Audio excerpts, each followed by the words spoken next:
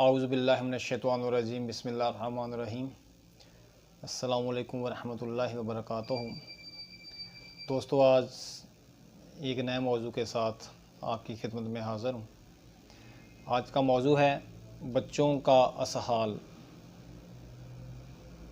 तो अपने मौजू को शुरू करने से पहले तमाम दोस्तों से गुजारिश है कि जिन दोस्तों ने अभी तक चैनल को सब्सक्राइब नहीं किया वो चैनल को सब्सक्राइब कर लें ताकि आने वाली हर वीडियो आप तक बआसानी पहुंच सके।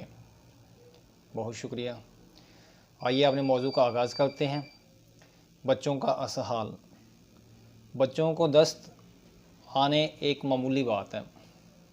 अक्सर मैं 2 या 4 दस्त आने को अहमियत नहीं देती। दांत निकलने पर दस्त को मामूली समझा जाता है। ये दोनों बातें गलत हैं। असहाल उस वक़्त आते हैं जब बाहर से जरासीम पेट में दाखिल होता है। इसके बहुत सारे सबब हैं। जो मेन सबब है वो है फीडर या चूसनी का इस्तेमाल, बसियारखोरी यानी ज़्यादा खाने की वजह से या ज़्यादा दूध पिलाने की वजह से या ज़्यादा गाढ़ा दूध पिलाने की वजह से असहाल लग जाते हैं। दूसरा असबाब है सोज़श। इसमें खांसी होती है और बाज़ औक़ात तफ़ैली कीड़े यानी पेट के जो कीड़े हैं उसकी वजह से भी असहाल लग जाते हैं, दस्त लग जाते हैं। तीसरी वजह है क़ुव्वत मुदाफ़त का कम होना। क़ुव्वत मुदाफ़त के कम होने की वजह से भी असहाल जो हैं वो लग जाते हैं। चौथी चीज़ मक्खी, गर्दो ग़बार, खाने पीने की फासद अशिया,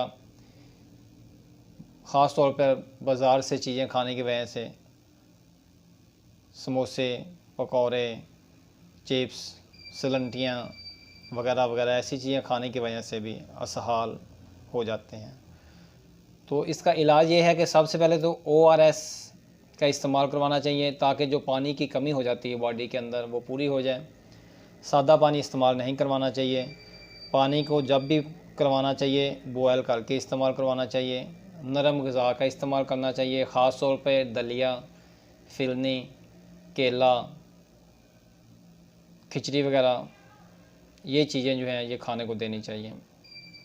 एक बहुत ही मुजरब नुस्ख़ा है मोचरस 100 ग्राम, कोकनार 50 ग्राम। इन दोनों चीज़ों को पीस लें और ये 2 रत्ती की मिकदार में सुबह शाम खाने के बाद बच्चों को इस्तेमाल करवाया जाए तो ये बहुत ही मुफीद है। दस्त को भी रोकता है, असहाल को भी रोकता है। बहुत ही मुफीद है, मुजरब नुस्ख़ा है।